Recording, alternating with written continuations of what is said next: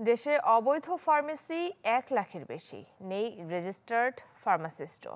Prescription ছাড়াই হরহামেশা বিক্রি হচ্ছে ওষুধ। বছরের পর বছর এমন অবস্থা চললেও তদারকি নেই ওষুধ প্রশাসন অধিদপ্তরের। অজুহাত জনবল সংকটের। জিনিয়া কবির সূচনার রিপোর্ট, ক্যামেরায় ছিলেন ফখরুল হাসান হৃদয়।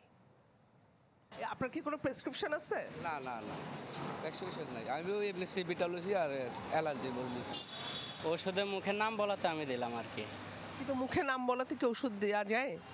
উনি তো আমার কাছে চাইছে, এভাবে না হলে কিভাবে বিক্রি করবো? উনি আইসা আমাকে নাম বললো, আমি ওনাকে ওষুধ দিলাম। এভাবে যদি না দিই তাহলে তো ওষুধ দোকান আর করা যাবে না। রাজধানীতে অনেক ওষুধের দোকানে চলছে নিয়মের এমন ব্যত্যয়। চিকিৎসাপত্র ছাড়াই সবাই যেন ডাক্তার। এখানেই শেষ নয়, কাগজে কলমে সরকারি প্রজ্ঞাপনটাও অকার্যকর। ফার্মাসিস্ট থাকার কথা থাকলেও বাস্তবে খুঁজে পাওয়া যায় না কোনো দোকানেই। দুইজন আছে আমাদের এখানে, একজন অসুস্থ আজকে আসে নাই, আরেকজন বাসায় খাইতে গেছে। সে এখানে চাকরি করতো, এখন অন্য জায়গায় ভালো চাকরি পাই চলে গেছে। এই যে বলতেছে ফার্মাসিস্ট, এই ধরনের জ্ঞান কোনো ফার্মাসিওয়ালার আছে কিনা এটা আমার না সন্দেহ। যদি চাও টেস্ট স্বাদ হট টমেটো সস বেস্ট। স্বাদ হট টমেটো সস এখন নতুন স্বাদে। ওষুধ আইন অনুযায়ী প্রেসক্রিপশন ছাড়া ওষুধ বিক্রি শাস্তিযোগ্য অপরাধ। দেশে 3টি ধরনে মোট 1,88,847 জন ফার্মাসিস্ট রয়েছে, যাদের বেশিরভাগই ওষুধ উৎপাদনে জড়িত। ঔষধ প্রশাসন অধিদপ্তরের হিসেব অনুযায়ী সারা দেশে ওষুধের দোকান আছে 2,16,791টি। এর মধ্যে প্রায় 2.25 লাখের নিবন্ধন মেয়াদ উত্তীর্ণ।